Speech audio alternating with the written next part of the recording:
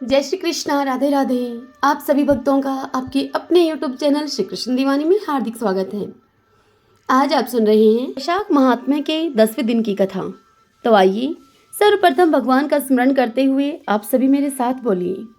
शांताकारं भुजगशयनं पद्मनाभं सुरेशं विश्वधारं गगनसदृशं मेघवर्णं शुभांगं लक्ष्मीकान्तं कमलनयनं योगिभिर्दयानगमयं वंदे विष्णु भवभयहरं सर्वलोकैकनाथं।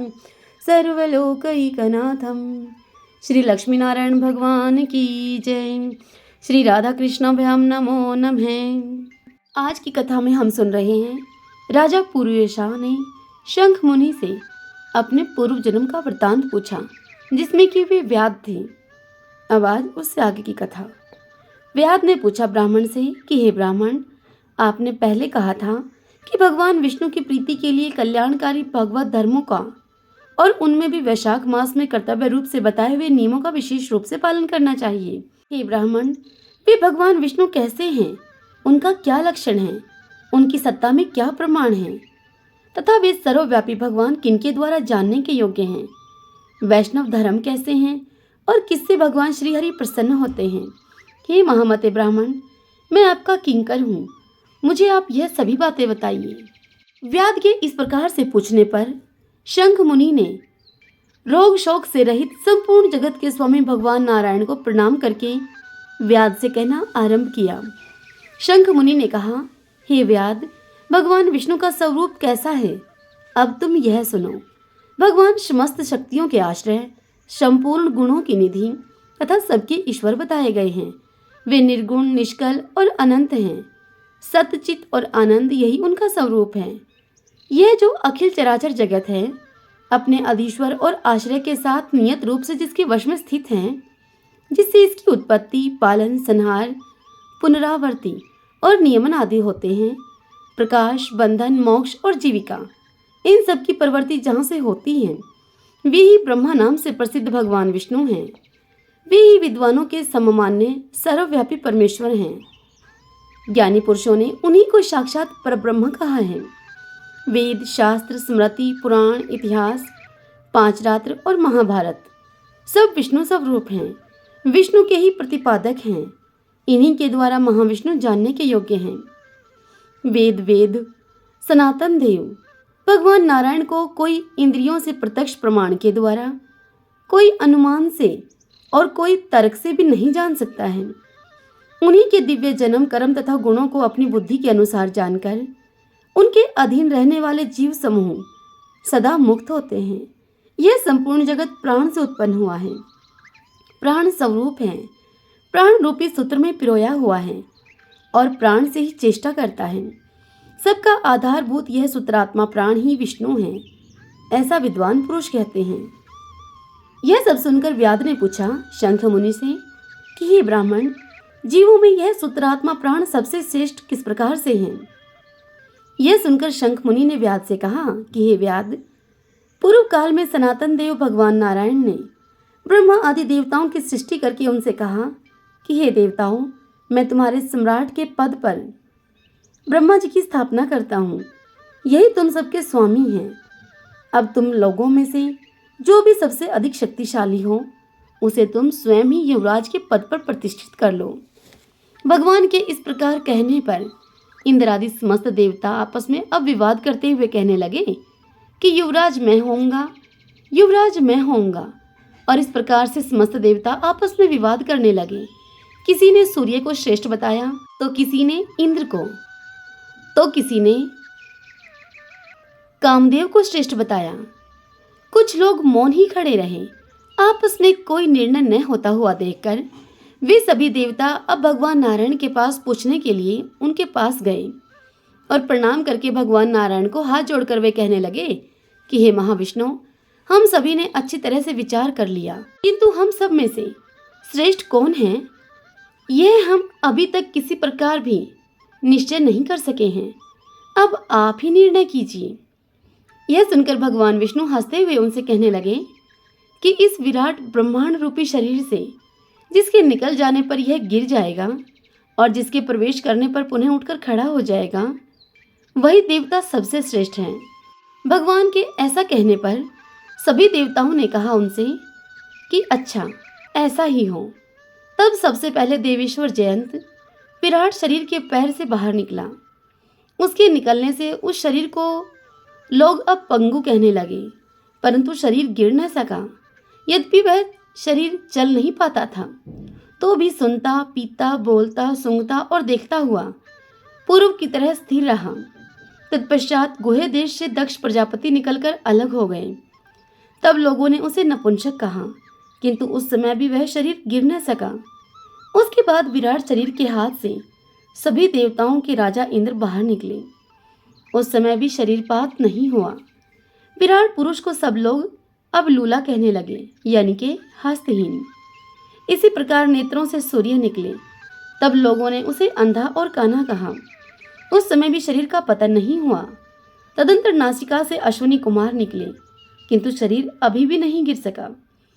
केवल इतना ही कहा जाने लगा कि यह शरीर सूंघ नहीं सकता। कान से अधिष्ठात्र देवता, देवियां, दिशाएं निकली। उस समय सभी लोग उसे बधिर कहने लगे, परंतु उस शरीर की मृत्यु नहीं हुई। तत्पश्चात जीवा से वरुण देव निकले। तब लोगों ने यही कहा कि यह पुरुष रस का अनुभव नहीं कर सकता है, किंतु देहपात नहीं हुआ फिर भी। तदंतर वाक इंद्रिय से उसके स्वामी अग्निदेव बाहर निकले। उस समय उस शरीर को अब गूंगा कहा गया, किंतु वह शरीर अभी भी नहीं गिरा। फिर अंतःकरण से बोध स्वरूप रुद्र देवता अलग हो गए। उस दशा में लोगों ने उस शरीर को जड़ कहा, किंतु शरीरपात फिर भी नहीं हुआ। सबके अंत में उस शरीर से प्राण निकला। तब लोगों ने उसे मरा हुआ बतलाया। इससे देवताओं के मन में अब बड़ा ही विस्मय हुआ। समस्त देवता कहने लगे कि हम लोगों में से जो भी इस शरीर में प्रवेश करके इसे पूर्ववत उठा देगा, जीवित कर देगा इस शरीर को, वही युवराज होगा। ऐसी प्रतिज्ञा करके सभी कर्मशः उस शरीर में अब प्रवेश करने लगे। जयंत ने पैरों में प्रवेश किया, किंतु वह शरीर नहीं उठा। प्रजापति दक्ष ने गुहे इंद्रियों में प्रवेश किया, फिर भी वह शरीर नहीं उठा। अब इंद्र ने हाथ में प्रवेश किया, सूर्य ने नेत्रों में प्रवेश किया, दिशाओं ने कान में प्रवेश किया, वरुण देव ने जीवा में प्रवेश किया, अश्विनी कुमार ने नासिका में प्रवेश किया, अग्नि ने वाक इंद्रिय में प्रवेश किया और रुद्र ने अंतःकरण में प्रवेश किया, किंतु वह शरीर फिर भी नहीं उठा ही नहीं। सबके अंत में प्राण ने प्रवेश किया। प्राण के प्रवेश करते ही वह शरीर अब उठकर खड़ा हो गया। तब देवताओं ने प्राण को ही सभी देवताओं में श्रेष्ठ निश्चित किया। बल, ज्ञान, धैर्य, वैराग्य और जीवन शक्ति में प्राण को ही सर्वाधिक मानकर देवताओं ने उसी को युवराज पद पर अभिषिक्त किया। इस उत्कृष्ट स्थिति के कारण प्राण को उकत कहा गया है। अतः समस्त चराचर जगत प्राणात्मक है। जगदीश्वर प्राण अपने पूर्ण एवं बलशाली अंशों के द्वारा सर्वत्र परिपूर्ण है।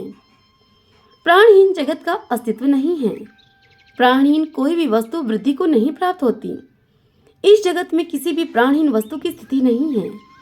इस कारण प्राण सब जीवों में श्रेष्ठ, सबका अंतरात्मा और सर्वाधिक बलशाली सिद्ध हुआ। इसलिए प्राण की उपासना करने वाले प्राण को ही सर्वश्रेष्ठ कहते हैं। प्राण सब देवात्मक हैं, सब देवता प्राण में हैं। वह भगवान वासुदेव का अनुगामी तथा सदा ही उन्हीं में स्थित है। मनीषी पुरुष प्राण को महाविष्णु का बल बतलाते हैं। महाविष्णु के महात्म्य और लक्षण को इस प्रकार से जानकर मनुष्य पूर्व बंधन का अनुसरण करने वाले अज्ञान में लिंग को उसी प्रकार से त्याग देता है जैसे कि सर्प अपनी पुरानी केचुली को त्याग देता है। लिंग देह का त्याग करके वह परम पुरुष अनामय भगवान नारायण को प्राप्त होता है। हरि ओम तत्सत। श्री लक्ष्मी नारायण भगवान की जय। श्री राधा कृष्णाभ्याम नमो नमः। भगतजनों, आज की यह कथा यहीं तक। इससे आगे की कथा कल हम अगले अध्याय में सुनेंगे। तो आइए अब हम वैशाख स्नान की आज की विशेष कहानी का श्रवण करते हैं। ब्राह्मण ब्राह्मणी दंपति थे। वे 7 कोस गंगा जमुना में स्नान करने के लिए जाया करते थे। ब्राह्मणी बहुत थक जाती थी वापस आते आते। एक दिन वह ब्राह्मणी ब्राह्मण से कहने लगी कि कोई बेटा होता हमारे तो बहू ले आते हम। मुझे घर में खाना बना हुआ मिलता, कपड़े मुझे धुले हुए मिलते। यह सुनकर ब्राह्मण बोला कि तूने बहुत बड़ी बात कही। ला, मैं तेरे लिए बहू ला देता हूँ। तू ऐसा कर, एक पोटली में थोड़ा सा आटा बांध दे और उस आटे में कुछ मोहर अशर्फी भी डाल देना। अब उस ब्राह्मणी ने ऐसा ही किया। ब्राह्मणी ने उस आटे में अशर्फी मोहरें डालकर अब ब्राह्मण को थमा दी। ब्राह्मण उस आटे को लेकर अब वहां से चल दिया। रास्ते में कुछ ही दूरी पर जमुना जी के किनारे कुछ लड़कियां अपने अपने मिट्टी के घर बनाकर खेल रही थी। उन लड़कियों में से एक लड़की कहने लगी कि बहन, मैं तो अपना घर नहीं बिगाड़ूंगी, मुझे तो रहने के लिए चाहिएगा। उस लड़की की यह बात सुनकर वह लड़की ब्राह्मण के मन को भा गई।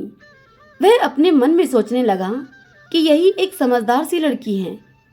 अब वह ब्राह्मण उस लड़की के पीछे पीछे हो लिया। जब वह लड़की अपने घर को जाने लगी, जब वह लड़की अपने घर पहुंची तो ब्राह्मण उससे बोला पीछे से कि बेटी, मैं भूखा हूँ, अपनी माँ से पूछकर मेरे लिए 4 रोटी बना देगी क्या? वैशाख का महीना है, मैं किसी के घर की रोटी नहीं खाता हूँ, मेरे पास यह आटा है, अपनी माँ को दे दे ये आटा और अपनी माँ से कह देना कि इस आटे को छान लेगी। लड़की ने जाकर अपनी माँ से यह सारी बात कही तो उसकी माँ ने कहा कि ठीक है, ले आओ तुम आटा। अब लड़की ने वह आटा ले जाकर अपनी माँ को थमा दिया। अब उसकी माँ उस आटे को छानने लगी तो उस आटे में से मोहर अशर्फी निकली। उनको देखकर उसकी माँ सोचने लगी कि जब इनके आटे में इतनी मोहर अशर्फी हैं तो न जाने इनके घर में कितनी होंगी। अब उस लड़की की माँ ने रोटी बनाकर उस ब्राह्मण के लिए खाना लगा दिया, भोजन परोस दिया और फिर उससे पूछने लगी कि बाबा, तुम कहाँ जा रहे हो? तब उस ब्राह्मण ने उस औरत से कहा कि मैं तो अपने लड़के के लिए बहू लाने जा रहा हूँ, मेरा लड़का काशी जी पढ़ने के लिए गया हुआ है।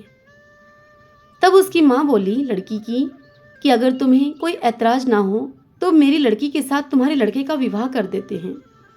यह सुनकर ब्राह्मण बहुत खुश हुआ। उसने कहा कि मेरा लड़का तो अभी काशी जी पढ़ने के लिए गया है, कुछ समय के बाद ही वह वापस लौटेगा। अगर तुम कहो तो खांड के कटोरे से तुम्हारी लड़की को ब्याह कर मैं ले जाऊं। यह सुनकर लड़की की माँ ने हाँ कर दी और इस प्रकार से वह ब्राह्मण उस लड़की को ब्याह कर अपने घर ले आया और बोला घर जाकर दरवाजा खड़खड़ाकर कि रामू की माँ, किवाड़ खोलकर तो देख, मैं तेरे लिए बहू लाया हूँ। अब यह सुनकर वह ब्राह्मणी बोली, वह बुढ़िया बोली कि दुनिया तो मुझे ताने मारती ही थी, अब तुम भी ताने मार रहे हो। हमारे तो 7 जन्म तक कोई बेटा ही नहीं है, तो फिर बहू कहाँ से आएगी? यह सुनकर ब्राह्मण ने कहा, भाग्यवान तू किवाड़ तो खोल दे। अब उस ब्राह्मणी ने किवाड़ खोले तो देखा कि सामने बहू खड़ी है। अब वह सास आदर सत्कार से बहू को अपने घर के भीतर ले आई। जब बूढ़े बुढ़िया नहाने के लिए जाते तो बहू सारा घर का काम कर देती, उनके लिए खाना बनाती, उनके कपड़े धोती, रात को उनके पाँव दबाती। इस तरह से बहुत समय निकल गया। एक दिन वह सास बोली कि बहू, चूल्हे की आंच तुम कभी न बुझने देना, मटके का पानी कभी न खत्म होने देना। एक दिन क्या हुआ कि चूल्हे की आंच बुझ गई। बहू अब भागी भागी पड़ोस में चली गई और कहने लगी पड़ोसन को जाकर कि बहन, मुझे थोड़ी सी तुम आग दे दो, मेरे चूल्हे की आग बुझ गई है। मेरे सास ससुर स्नान करके वापस आते ही होंगे, सुबह 4 बजे के गंगा जमुना में स्नान करने के लिए गए हुए हैं। यह सुनकर पड़ोसन ने उससे कहा कि अरे तू तो बावली है, तुझे तो ये यूं ही उठाकर ले आए हैं काम करने के लिए, उनके तो 7 जन्म भी कोई बेटा नहीं है। अब यह सारी बात सुनकर बहू बोली कि ना ना, इनका बेटा तो काशी जी पढ़ने के लिए गया हुआ है। तब पड़ोसन बोली कि तुझे तो झूठ बोल कर लाए हैं ये। अब बहू बोली कि अब मैं क्या करूं? तब उस पड़ोसन ने कहा कि जली फूकी रोटी बना दे, अनूठी दाल बना दे, खीर की कड़छी दाल में डाल दे और दाल की कड़छी खीर में डाल दे। अब उस पड़ोसन की सीख उस बहू के समझ में आ गई और बहू ने फिर घर आकर ऐसा ही किया। जब सास ससुर स्नान करके वापस घर को आए तो उसने न तो उनका आदर सत्कार किया और न ही उनके कपड़े धोए, बस खाना लगा दिया उनके लिए। यह देखकर सास कहने लगी कि बहू, ये क्या है? ये तो जली फूकी रोटी है, अनूठी दाल बनाई है तूने आज। यह सुनकर बहू बोली कि यही खा लो सासू जी, तुम अगर एक दिन खा लोगी तो कुछ नहीं होगा, मुझे तो जीवन भर अनूठा ही रहना है। यह सुनकर अब सास की समझ में सारी बात आ गई। सास अपने मन में सोचने लगी कि बहू को अब पड़ोसन की सीख लग गई है। अब रात हुई तो सारा परिवार खा पी कर सो गया। अब जब सुबह हुई तो भागी भागी वह बहू पड़ोसन के पास गई और जाकर उससे बोली कि बताओ मुझे अब क्या करूं। तब पड़ोसन बोली कि सातों कोठों की चाबी मांग ले अपनी सास से। जब सासू जाने लगी स्नान करने के लिए तो वह बहू सास के आगे अड़ गई और बोली कि बाद में जाना, पहले मुझे सातों कोठों की तुम चाबी दे दो। तब बहू का ससुर उसकी सास से कहने लगा कि दे दो तुम चाबी, आज भी इसका है और कल भी इसका है, हमारा क्या है, आज मरे तो कल दूसरा दिन होगा। अब अपने सास ससुर के जाने के बाद बहू ने चाबी लगाकर उन कोठों के ताले खोल कर देखा तो किसी कोठे में अन्न तो किसी में धन, किसी में बर्तन, किसी में कपड़े, किसी में अटूट भंडार भरे पड़े हैं।